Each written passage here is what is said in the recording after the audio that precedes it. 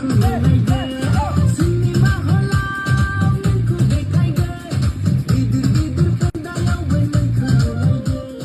लोगोफोर नोंथांमोनखौहाय दिनैनि बे गुबुन मोनसे शर्ट आपडेट भिडिअहाय नोंथांमोन गासैखौबो फिन खेब बरायहरनाय थाबाय स' नोंथांमोननिसिम आसा खालामो भिडिअखौ जागायनायनिफ्राय जोबजासिम नायलांगोन होननानै एक्चुअली नोंथांमोनाथ' भिडिअनि ससे क्लिप्स बा इन्ट्रोखौनो नायनानै एसेब्लाबो हमनो हाखादोंआनो जानांगौ दे लोगोफोर दिनैहाय आं मा भिडिअनि सायावहाय आपडेटखौ लानानै फैदों एक्चुअली लोगोफोर आं दिनैहाय जेसे नार्जारी बिथाङा गावनो रोजाबनाय हिरो नम्बर 1 मिउजिक भिडिअआ जेसे नार्जारी प्रोडक्शन यूट्यूब चेनेलनि गेजेरजोंहाय फैनो थांगासिनो दं दे लोगोफोर स' लोगोफोर बे मिउजिक भिडिअनि बागैनो आं नोंथांमोननिसिम शर्ट आपडेटखौ लानानै फैदों दे लोगोफोर ओमफ्राय लोगोफोर नोंथांमोनाथ' गोबाङानो सिनायखायो नङा होमबा लोगोफोर जे लोगोफोर जों बे हिरो नम्बर 1 मिउजिक भिडिअआवहाय गाहाय सोरनि फाव खालामनायखौ नुनो मोनगोन थ' लोगोफोर जों बे मिउजिक भिडिअआवहायनो गाहाय फाव खालामनायखौ नुनो मोनगोन जेसे नार्जारी बिथांजोंनो लोगोसे फ्रेशमिता बसुमतारी बिथांखौ दे लोगोफोर स' लोगोफोर नोंथांमोना सोर दानिफ्रायनो बे हिरो नम्बर 1 मिउजिक भिडिअखौ नायनो थाखाय एक्साइटेड जाना दं कमेन्टनि गेजेरजों फोरमायहरबानो जाबाय दे लोगोफोर